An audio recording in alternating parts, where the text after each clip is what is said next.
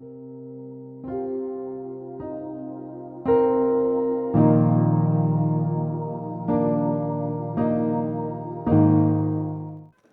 días, amados hermanos.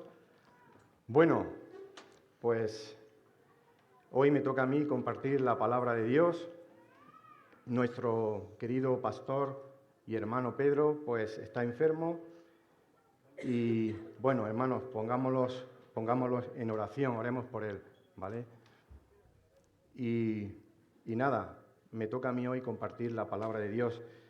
Pido que el Señor me ayude y que su palabra sea de beneficio para todos nosotros. Estaba escuchando las canciones, todas las que hemos cantado hoy, y casi podríamos decir que han predicado, porque el mensaje que Dios puso en mi corazón va sobre la salvación. Y el título de este mensaje es La salvación es totalmente de Dios, de principio a fin. Pues vamos a empezar orando y presentando este tiempo al Señor. Señor, en esta mañana estamos aquí delante de ti y te pido, Señor, que me ayudes a exponer tu palabra, Señor. Tu palabra es como fuego purificador y como un martillo que rompe la roca, como dice el profeta Jeremías. Y que en esta mañana tu palabra pueda venir a nuestros corazones como fuego y que purifique nuestro corazón, Señor. Y que pueda romper todas las durezas que hay también en nuestros corazones. En el nombre poderoso de Jesús.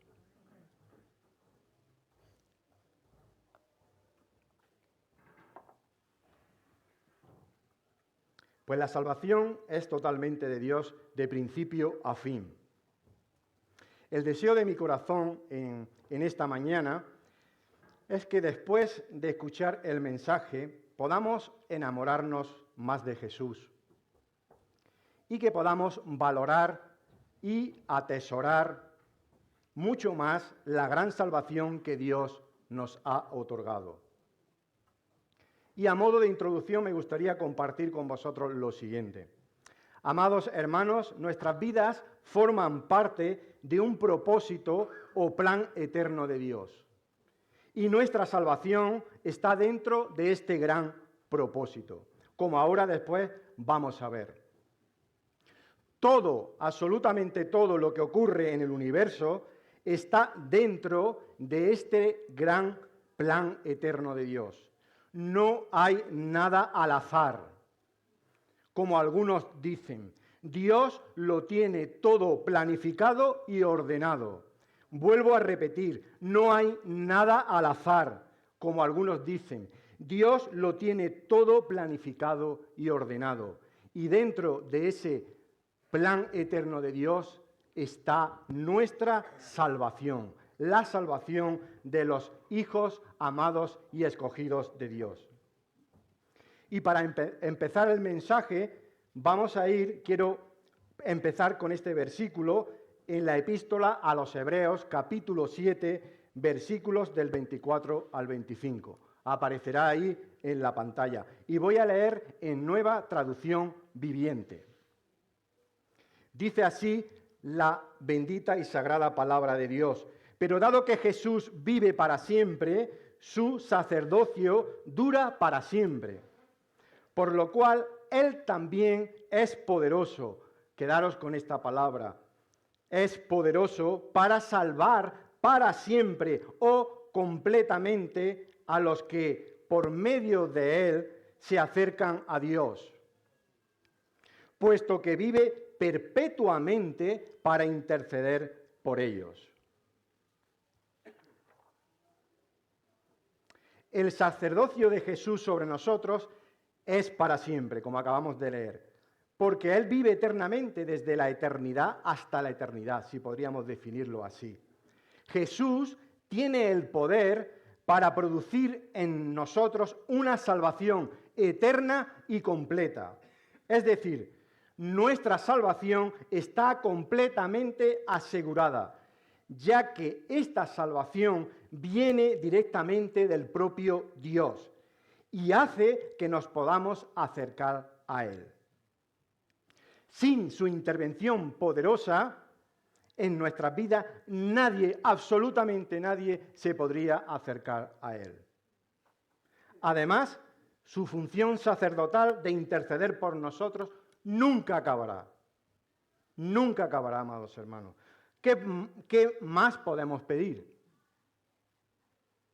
Pero nos podremos hacer esta pregunta. ¿Pero por qué tiene que intervenir Dios de forma poderosa en nuestra salvación de principio a fin?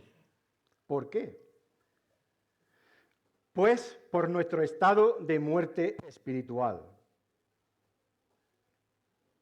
Ahora voy a leer una cita de Martyn Lloyd-Jones.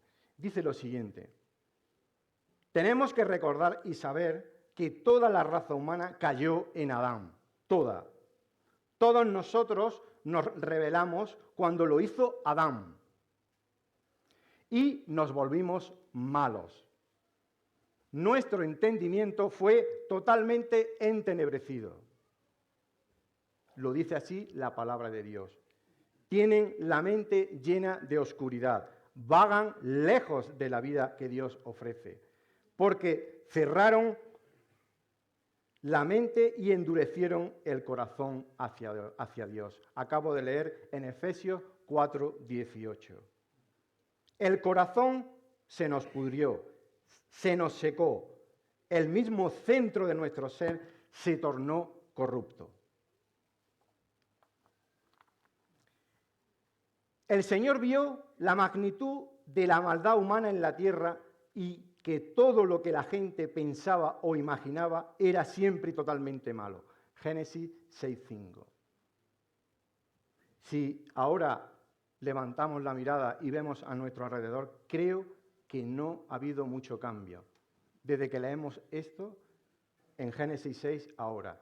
Estamos en una sociedad donde la maldad cada vez está creciendo más. La rebelión contra Dios cada vez es mayor.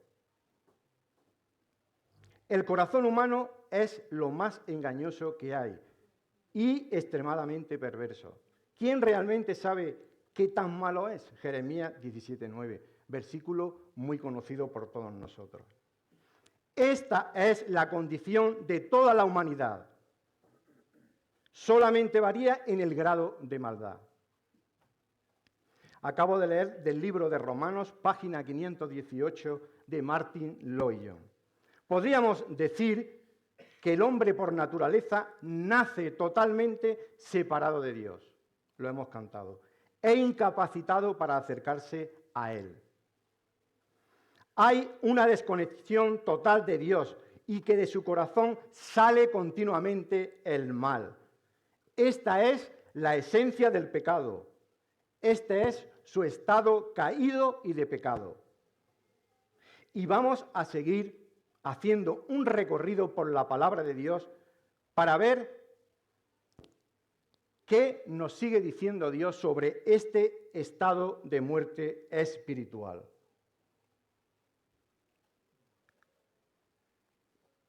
Y leemos lo siguiente: y Él os dio vida. Quedaros con esta palabra, vida, a nosotros, cuando estabais muertos en vuestros delitos y pecados. Efesios 2:1. Y si avanzamos un poco más en este capítulo, dice así la palabra de Dios. Pero Dios, que es rico en misericordia, por su gran amor con que nos amó, aun estando nosotros muertos en pecado, nos dio vida juntamente con Cristo. Nadie, absolutamente nadie puede dar esta vida que el hombre caído necesita. Solo la puede dar el mismo Dios. Nadie. Por gracia sois salvos. La gracia de Dios se ha aplicado a nuestra vida para que podamos tener esta salvación tan grande. Y juntamente con Él nos resucitó con gran poder en nuestras vidas. Y no solo eso, sino que además nos hizo sentar en los lugares celestiales con Cristo Jesús.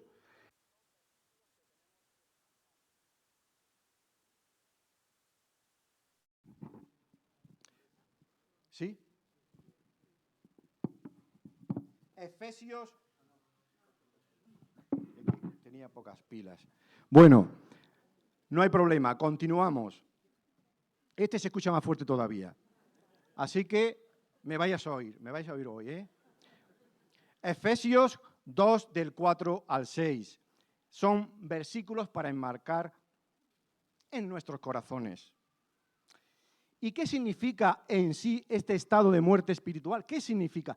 Pues, hermanos, la propia palabra de Dios no lo explica, no lo dice.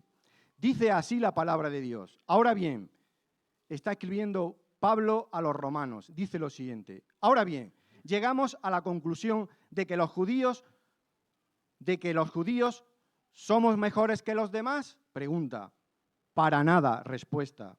Tal como acabamos de demostrar en los capítulos anteriores, estamos en Romanos 3, todos, sean judíos o gentiles, están bajo el poder del pecado.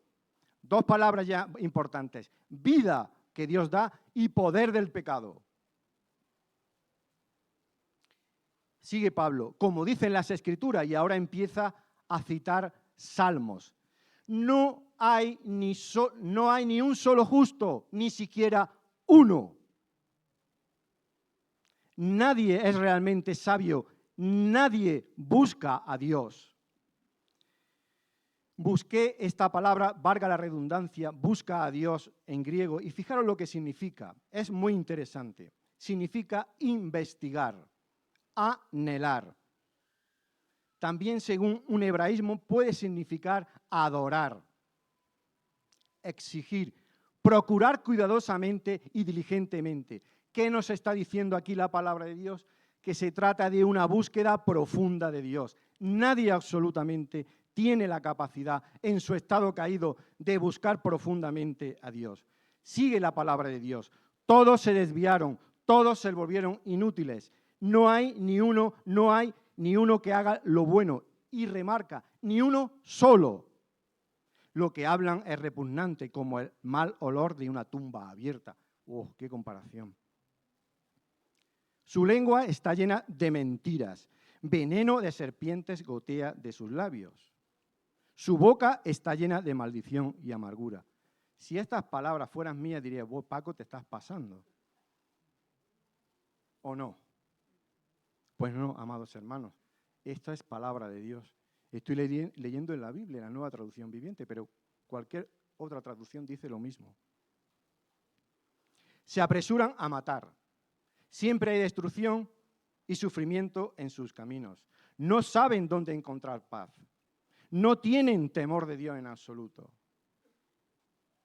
Podemos echar una mirada a nuestro alrededor y podremos comprobarlo. La palabra de Dios es verdad, se puede comprobar. ¿Quién tiene temor de Dios hoy en día? ¿Quién? Y ahora Pablo, un poco más adelante, he leído Romanos 3, del 9 al 18. Y ahora Pablo, un poquito más adelante, versículos del 23 al 24, hace como un resumen de todo lo que acabamos de decir. Y dice lo siguiente. Por cuanto todos pecaron y están destituidos de la gloria de Dios, siendo justificados gratuitamente por su gracia. Volvemos a ver la intervención de Dios. Mediante la redención que es en Cristo Jesús. Romanos 3, 23 al 24. Hace mucho tiempo estaba yo hablando con una persona y él asistía también a la iglesia que yo asistía, y estaba yo leyendo este pasaje. Y él me dijo, no, eso no lo puede poner la Biblia. Digo, pues sí, porque él creía que sí había gente buena. ¿Qué podemos decir a modo de resumen? Jesús lo dijo claramente. Nadie, absolutamente nadie, puede venir a mí si el Padre que me envió no lo trajere. Y yo lo resucitaré en el día postrero. ¿Sabéis lo que significa esta palabra en griego trajere? se pronuncia, bueno, más o menos, no sé griego, pero se escribe helko y significa, atentos, arrastrar con fuerza. Podríamos poner una ilustración para entenderlo un poco mejor. Vamos a viajar hasta Génesis 19. ¿Sabéis lo que ocurrió en Génesis 19?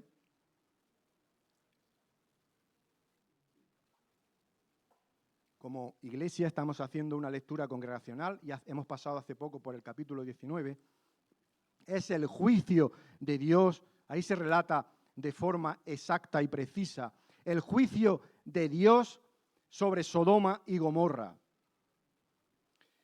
Los ángeles que estaban con Lot allí en la ciudad, la noche antes que iba a venir el juicio sobre la ciudad, acercándose ya el amanecer, ¿qué tuvieron que hacer los ángeles? Tuvieron que coger a Lot de su familia y arrastrarlos con fuerza para sacarlos de Sodoma y Gomorra. Pues de una manera similar, espiritualmente, el Señor tiene que hacer lo mismo con nosotros. Nos tiene que arrastrar, sacar con fuerza del estado espiritual de muerte profunda y oscuridad en el que estamos para poder llegar al reino de la luz. Es una intervención de amor poderosa por parte de Dios. Y Jesús vuelve a repetir, he leído en Juan 6:44 y un poquito más hacia adelante también. En el capítulo 6, versículo 65, dice lo siguiente. Y dijo, y vuelvo a repetirlo, por eso os he dicho a toda la audiencia que le estaba escuchando, que ninguno puede venir a mí si no le fuere dado por el Padre. ¿Por qué? Por nuestro estado de muerte espiritual. Tiene que intervenir Dios de forma poderosa. Y nos podemos preguntar, pero ¿qué pasó? ¿Por qué el hombre está así? ¿Cuál fue el origen de este estado de muerte espiritual? ¿Dónde empezó? La propia palabra de Dios nos lo vuelve a decir. Por tanto, como el pecado entró en el mundo por un hombre, Adán, y por el pecado la muerte, así, este es el origen, la muerte pasó a todos los hombres, por cuanto todos pecaron. Romanos 5:12.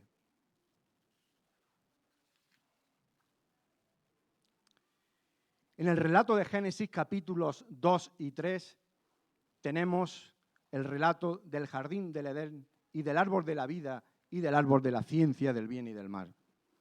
Y estos dos árboles están cargados de significados teológicos y simbólicos y marcan el principio del hombre en la tierra y su destino eterno. ¿Qué representa? Voy a hablar un poco. ¿Qué representa el árbol de la vida? Pues representa la vida eterna y la comunión con Dios.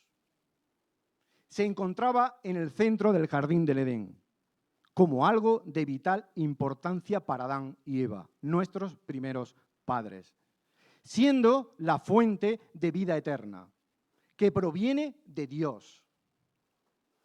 Y Dios diseñó al hombre para que se alimentara de forma continua de este árbol. Y, muy importante, amados hermanos, para tener una relación de amor eterna con Dios. Y por eso Dios nos creó a su imagen y semejanza. Gloria a su nombre. ¡Qué privilegio que estemos creados y diseñados a la imagen y semejanza de Dios! El árbol de la vida también simboliza la provisión de Dios y la vida eterna que Él ofrece. Y en el contexto del Edén, representa la comunión ininterrumpida entre la humanidad y Dios. Un estado de existencia donde la muerte y la decadencia no tienen lugar. Y este árbol reaparece en el libro de Apocalipsis, en el capítulo 22. Dios tiene un propósito que se va a cumplir porque luego lo podemos leer en Apocalipsis 22. Os animo a que en esta semana podáis leer el capítulo entero porque nos va a animar mucho. Y ahora, el árbol de la ciencia del bien y del mal, ¿qué representa? Pues el árbol del conocimiento del bien y del mal se presenta junto al árbol de la vida, y eso lo podemos ver en Génesis 2:9. pero su propósito e implicaciones son totalmente diferentes. Importante, Dios le ordenó a Adán y a Eva que no comieran del fruto de este árbol, porque si comían, morirían. Les advirtió. Este conocimiento del bien y del mal, según algunos eruditos bíblicos, representa la autonomía moral. Creo que todos estos conceptos que voy a leer ahora os van a sonar, porque están muy de moda. La capacidad del propio hombre de definir el bien y el mal independientemente de Dios. ¿Pasa eso o no pasa? Podríamos decir, para entenderlo en lenguaje andaluz, a mi manera. Una rebelión contra su creador.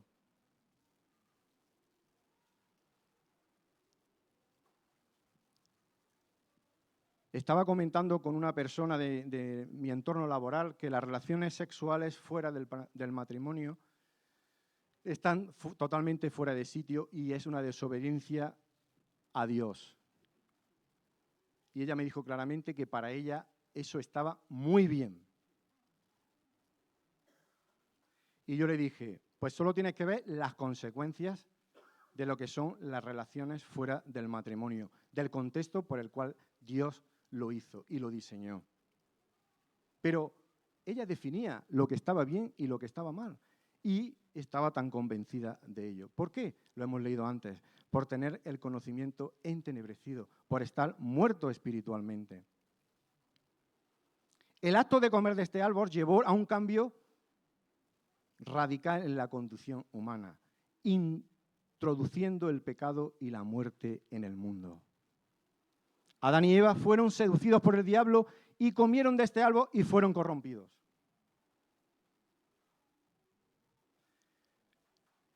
¿Habéis visto la película Spider-Man 3?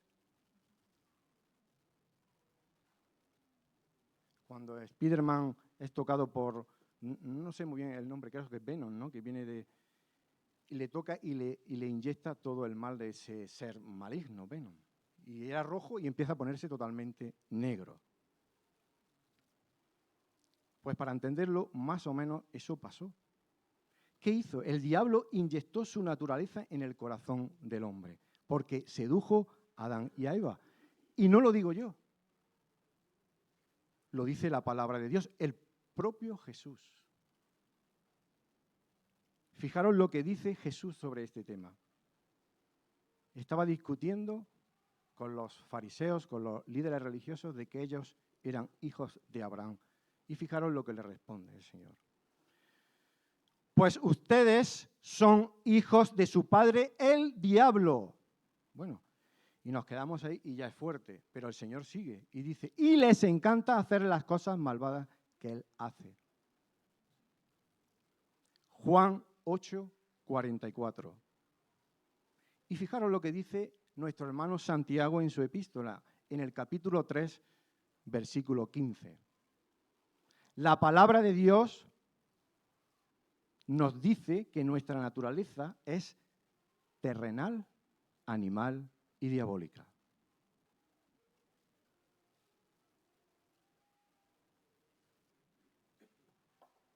¿Qué pasó? Pues que el hombre perdió el propósito por el cual fue creado y recibió la sentencia justa de Dios. Pues fuiste hecho del polvo y al polvo volverás.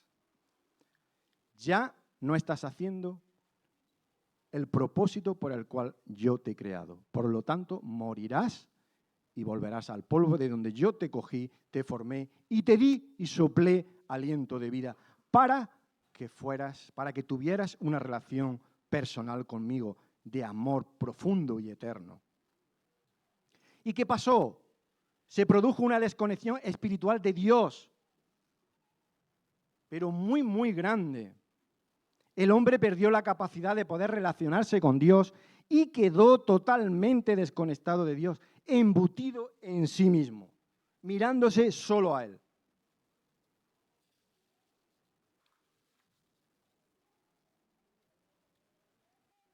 Pero hermano, ahora viene la buena noticia de este sermón.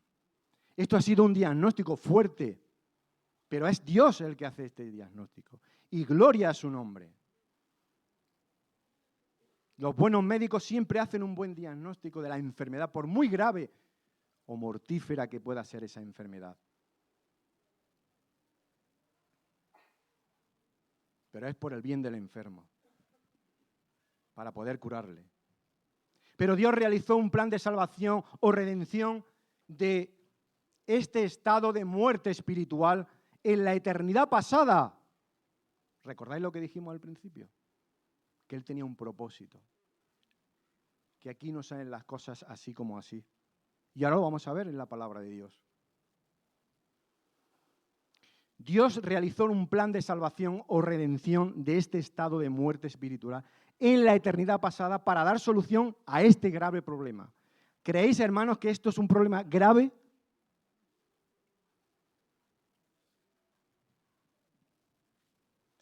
Vamos a leer en 2 de Timoteo, capítulo 1, versículo 9.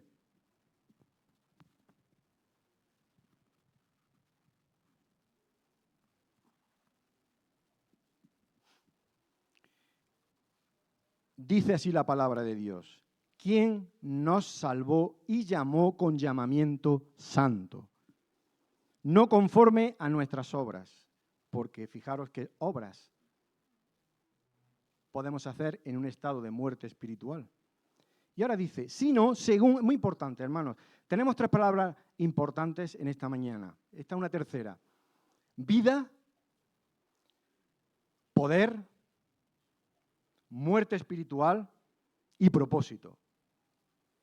Sino según el propósito suyo y la gracia que nos fue dada en Cristo Jesús, fijaros, antes de los tiempos de los siglos.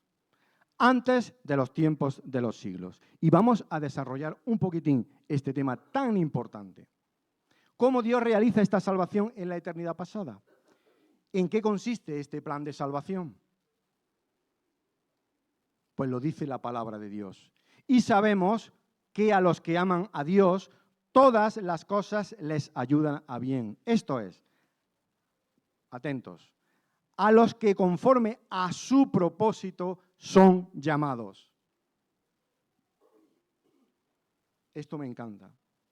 Porque a los que antes conoció, también los predestinó para que fuesen hechos conforme a la imagen de su Hijo. ¿Puede haber algo mejor? Ser conformados a la imagen de Jesucristo, el creador de todo el universo, la fuente de toda vida, la fuente de toda justicia, la fuente de toda santidad, la fuente de toda felicidad, para que Él sea el primogénito entre muchos hermanos. Ser hermanos de Jesús. Y ahora continúa la palabra de Dios asegurando y sellando nuestra salvación por la sangre de Cristo, por el Espíritu Santo que vive dentro de nosotros. Dice, y a los que predestinó y conoció en su corazón, a estos también llamó. Nos llamó de forma eficaz y poderosa y nos arrastró. Y a los que llamó, a estos también justificó. Y a los que justificó, a estos también glorificó. Salvación completa por la gracia y misericordia de Dios. Nos conoce en su corazón, nos predestina, nos llama en un momento determinado. Cada uno sabrá aquí cuándo fue llamado por el Señor, estando aquí en la tierra. Y nos justificó por el sacrificio. Y no solo acabó ahí, sino que nos dice, lo glorificará. No. Dice, glorificó. Nuestra glorificación ya está asegurada, solo es cuestión de tiempo. Romanos 8, del 28 al 30, versículos para enmarcar, ponerlos en nuestro corazón, ponerlos en la puerta, que todos los días los podamos leer, meditar y estudiar y memorizar. ¿Qué significa la palabra conoció? Proginosko, saber de antemano. Leo ahora una cita de R.C. Sproul que me encanta. y me ha hecho llorar muchas veces.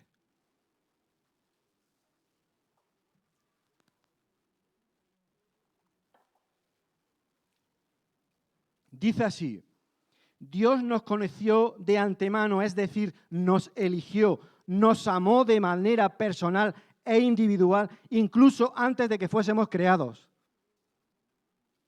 R.C. Sproul. Amado hermano, amada hermana, tu historia y la mía comienzan en el corazón de Dios por amor.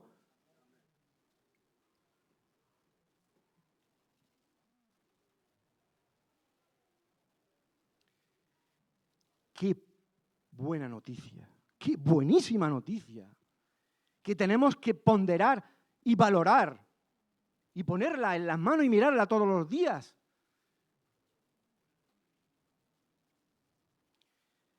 Nuestro corazón debería irrumpir como Pablo, inspirado por el Espíritu Santo en Efesios, en el capítulo 1, que dice lo siguiente: toda la alabanza sea para Dios. ¿Sí o no? El Padre de nuestro Señor Jesucristo, quien nos ha bendecido. Esto es un continuo brote de amor, amor, amor, amor. Quien nos ha bendecido con toda clase de bendiciones espirituales en los lugares celestiales. ¡Qué generosidad! Porque estamos unidos a Cristo Jesús. Y seguimos. Incluso antes de haber hecho el mundo, Dios nos amó y nos eligió en Cristo para que seamos santos e intachables a sus ojos.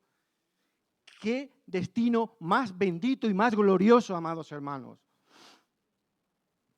Dios decidió de antemano adoptarnos como miembros de su familia al acercarnos a sí mismo por medio de Jesucristo. Es el propio Dios el que interviene, el que se pone el mono de trabajo y viene a la tierra como hombre a salvarnos, con un plan ya predeterminado en la eternidad pasada.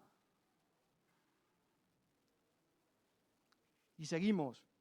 Asimismo, por medio de Jesucristo. Eso es precisamente lo que Él quería hacer. Y le dio, esto ya es para agarrarnos a nuestros asientos porque nos vamos a caer. Y le dio gran gusto hacerlo. Lo hizo con gozo, con alegría.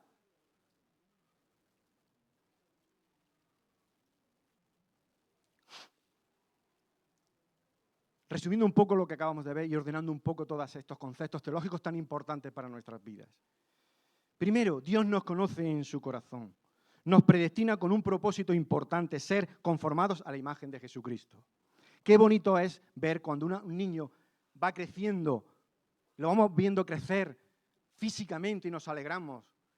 Pues lo mismo es vernos unos a los otros, aquí como hermanos en Cristo, vernos crecer a la imagen de Jesús. Uy, ¿cómo ha crecido este hermano? Por el contrario, cuando no crecemos, pues no es tan agradable. Dios nos ha dado todos los recursos, ese es para otra predicación, para poder hacerlo. Fijaros, Dios nos llama de forma eficaz produciendo en nosotros un nuevo nacimiento. ¿Y qué es esto del nuevo nacimiento? ¿Qué significa el nuevo nacimiento?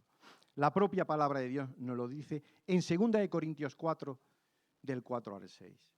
Dice lo siguiente: pues Dios, quien dijo que haya luz en la oscuridad, hizo que esta luz brille en nuestro corazón.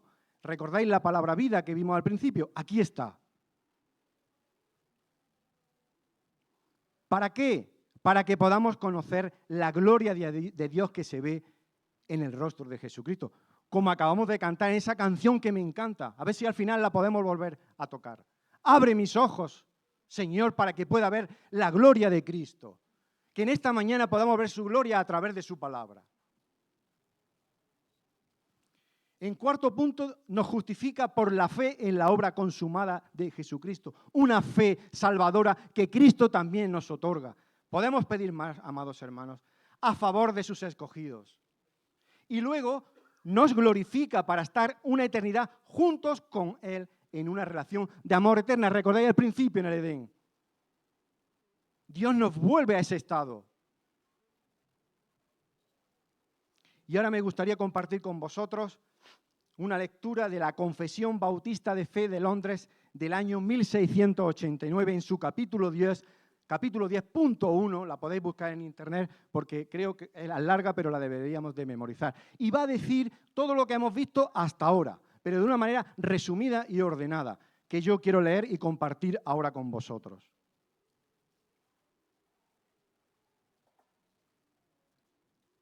Todo lo que vamos a leer está extraído de los versículos que acabamos de ver. A Dios le place en el tiempo señalado y aceptado llamar eficazmente por su palabra y espíritu de aquel estado de pecado y muerte al que pertenecen por naturaleza hacia la gracia y la salvación provista por Jesucristo a aquellos que ha predestinado para vida, iluminando sus mentes de manera espiritual, como acabamos de leer, y salvífica para entender las cosas de Dios, quitando el corazón de piedra y dándoles un corazón de carne, renovando sus voluntades y determinado con su poder todopoderoso. Fijaros si es grave el estado espiritual de muerte que Dios tiene que intervenir de forma toda poderosa para poder salvarnos. ¿Para qué? Para que hagan lo que es bueno y atrayéndoles, como hemos leído también, eficazmente a Jesucristo. Sin embargo, lo hacen muy libremente, recibiendo por gracia la disposición para hacerlo. Cuando uno está en una habitación a oscuras no ve nada. Físicamente, espiritualmente es igual. Ahora enciendes la luz y ya lo ves todo. Dios encendió esa luz en nuestro corazón, esa vida, y pudimos ver la realidad de nuestro corazón. Y pudimos ver la gloria de Cristo, el amor de Cristo, y pudimos entender qué hizo Él en la cruz. Cosa que antes era imposible. Estoy terminando. Y podemos llegar a la siguiente conclusión o conclusiones. Bueno, aquí tenía puesto un comentario y se me olvidaba. Quería deciros, hermanos, ¿no es para hacer una enramada y quedarnos aquí todo el día? Celebrándolo, como hacían en el Antiguo Testamento. ¿O no? Amados hermanos, este es el mejor regalo que una persona puede recibir. Es decir, la salvación completa de parte de Dios. En estas fechas de atrás hemos recibido muchísimos regalos en las Navidades y son regalos bonitos y que nos gustan, pero como este regalo no hay ningún otro. Y hemos celebrado el nacimiento de Jesús. Qué importante es que Cristo naciera de forma tan humilde en un pesebre. ¿Por qué? Porque sin ese nacimiento, muerte y resurrección de Jesús, nadie podría haber sido salvo. Nadie. Recibimos este gran regalo de parte de Dios de la salvación. Pero, ojo, Jesús tuvo que pagar un alto precio para salvarnos. Tuvo que realizar un sacrificio expiatorio y redentor perfecto en la cruz. ¿Para qué? Para satisfacer la ira santa de Dios hacia el pecado, hacia nuestro pecado. Y lo que nosotros merecíamos de forma justa por nuestros pecados y por nuestra rebelión hacia Dios, lo recibió Jesús por nosotros. Tuvo que soportar el peso tan grande y enorme del pecado. Y sin este sacrificio perfecto en la cruz, nadie, absolutamente nadie, podría ser salvo. Y leo la palabra de Dios que dice lo siguiente. Cuando Dios nos hizo libres por medio de la muerte de Cristo, pagó un precio muy alto. Su propia vida. ¿Quién puede dar más que su propia vida derramando la sangre? ¿Quién? No hay nada más que no tenga... Nuestra vida, la sangre, la vida, la dio para salvarnos. Si esa sangre no se derrama, si esa vida no sale, no hay vida para nosotros, no hay resurrección, no hay glorificación, no hay salvación. Primera de Corintios 7:23.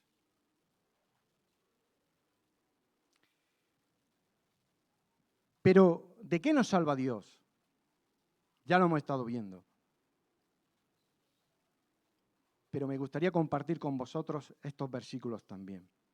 Cuando el Señor Jesús venga desde el cielo, como hace poco predicó Guillermo, entre llamas de fuego y en compañía de sus poderosos ángeles, ¿qué acontecimiento? Nuestros corazones deben anhelar eso un montón. Y ahora voy a poner de ejemplo a Moisés y a Vero, no importa. Hace poco Moisés me dijo, así con una alegría, papá, estamos contando los días para nuestra boda. Pasa y los vamos tachando. Uf, no me veas. Pues así debe ser por nosotros hacia Jesús, o más todavía. Tenemos que esperar con esa expectativa. Señor, ¿cuándo vas a venir? Estoy deseando encontrarme con mi amado. Quiero verte cara a cara y darte un abrazo por todo lo que ha hecho por mí. Gloria a su nombre. Pues cuando el Señor venga desde el cielo entre llamas de fuego y en compañía de poderosos ángeles, Dios le dará alivio a ustedes. Estoy leyendo en Tesalonicenses. Como lo ha hecho con nosotros. Qué palabras más bonitas. Castigará a los que no obedecen su mensaje ni quieren reconocerlo, como hemos visto en Romanos 3. Y los destruirá, esto es muy serio, y los destruirá para siempre. Fijaros, aquí viene una definición exacta de lo que es el infierno. Los echará lejos de su presencia, donde no podrán compartir su gloria y su poder. Ese es el estado del infierno. El hombre fue creado para todo lo contrario, para estar con Dios, para participar de su amor, del amor perfecto y eterno que tiene el Dios Trino, las tres personas de la Trinidad. Bendito Padre, bendito Hijo y bendito Espíritu Santo. Y esto sucederá cuando el Señor Jesucristo vuelva para que todo su pueblo elegido lo alabe y lo admire. Si ahora lo alabamos y lo admiramos, imaginaros cuando lo tengamos delante. Y amados hermanos, qué buena noticia lo que dice aquí la palabra de Dios. Y ustedes y yo son parte de ese pueblo. ¿Por qué? Porque por la gracia de Dios hemos creído en el mensaje que le dimos. Segunda Tesalonicenses 1, versículos del 7 al 10. Un versículo más. Esa gente va a terminar en el infierno. Vive solo para comer y está orgullosa de lo que hace, cuando en realidad debería sentir vergüenza. Solo piensa en las cosas malas de este mundo. Es decir, ¿de qué nos salva Dios? De un estado muy peligroso y muy grave, amados hermanos. Es decir, Dios nos salva de una eternidad en el infierno, lejos de su presencia, sin poder compartir su gloria y su poder. Nos salva de nuestro estado espiritual de pecado y muerte eterna. Gloria a su nombre. Y todo esto que acabamos de ver es la expresión más grande de amor que tiene Dios por nosotros. Y que nos la muestra de una manera, de una forma práctica y experimental a través del Espíritu Santo. ¿Y dónde se expresa esta forma sublime de amarnos de una manera práctica? En la cruz. Vamos a mirar a la cruz, amados hermanos. Sin esa cruz no hay salvación posible. Si Jesús no se pone ahí en el madero, no hay salvación. Pero no quedó ahí. Él resucitó con gran poder y gran gloria al tercer día, sellando que todo lo que él había sido y dando fe de que todo era verdad, de que era el hombre perfecto, Dios encarnado, el único que podía satisfacer la ira santa de Dios. Y gracias a eso nosotros estamos aquí en esta mañana sentados, dándole la gloria a Dios. Unas pocas de aplicaciones prácticas para nuestras vidas como hijos de Dios. Después de lo que acabamos de ver, amados hermanos, en este pequeño recorrido que hemos hecho por la palabra de Dios, ¿cómo se quedan nuestros corazones?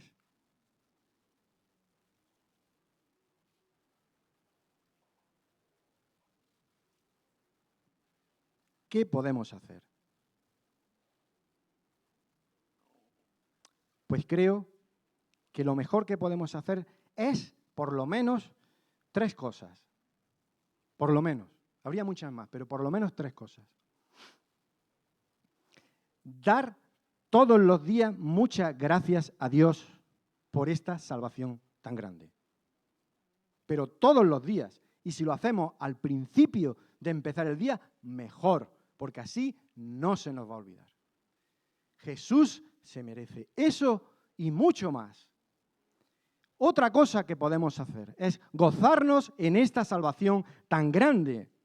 Gozarnos.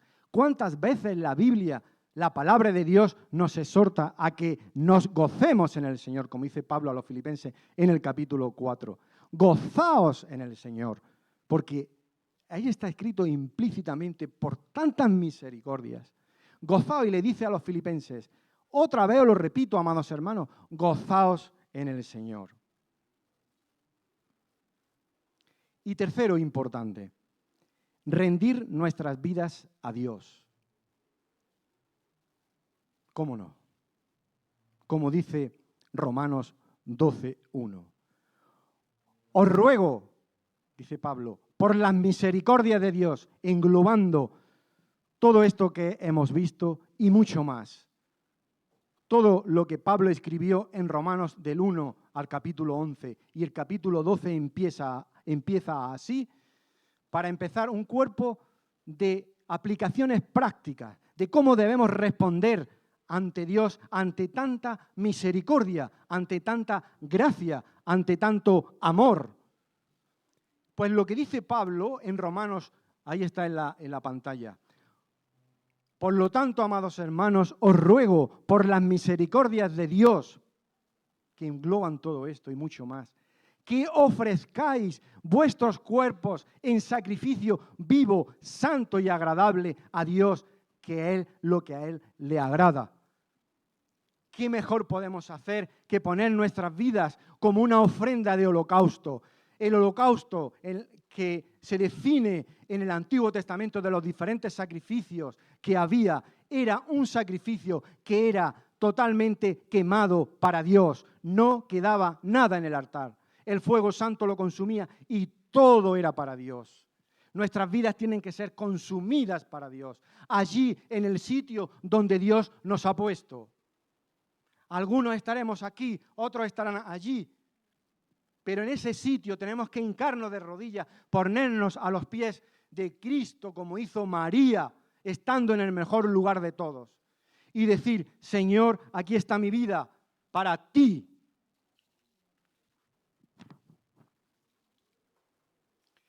Algunas preguntas de aplicación, porque nuestro corazón tiende a desviarse mucho, pero Dios en su misericordia y en el amor que tiene a sus hijos, Él siempre nos reconduce y nos lleva siempre apuntando hacia el norte.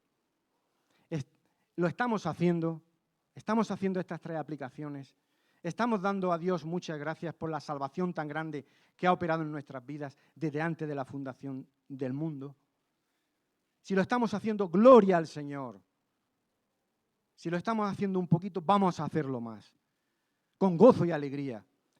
¿Lo hacemos de forma diaria, desde lo más profundo de nuestro corazón? ¿Es lo que más deseamos hacer todos los días? No paremos de proclamar y anunciar esta salvación tan grande que Dios nos ha regalado. Por favor. A todo el mundo,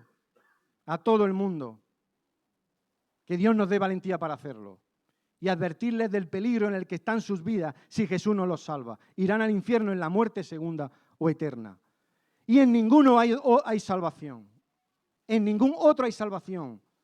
Dios no ha dado ningún otro nombre bajo el cielo mediante el cual podamos ser salvos. Jesucristo en letras mayúsculas.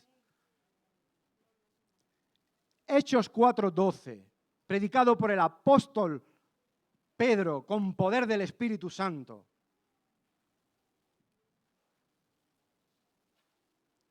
Como pueblo de Dios que hemos sido salvados en la eternidad pasada, damos muchas gracias a Dios. Y si tú estás aquí en esta mañana y Dios te ha mostrado que eres un gran pecador y que tu vida es una rebelión continua hacia Dios, eso es obra del Espíritu Santo en tu corazón. El Padre te está llamando de forma eficaz a los pies de Cristo. No dudes en venir a Cristo, por favor, por fe, para recibir esta gran salvación de la que acabamos de ver y que está provista totalmente de Dios. Por Dios, perdón. Y esto es lo que quería compartir con vosotros en esta mañana. Y vamos a terminar orando. Señor, tu palabra es como un fuego purificador, como un martillo poderoso que rompe. Y queremos darte gracias en esta mañana por tu palabra, Señor. Y cómo no, simplemente quiero terminar así, Señor.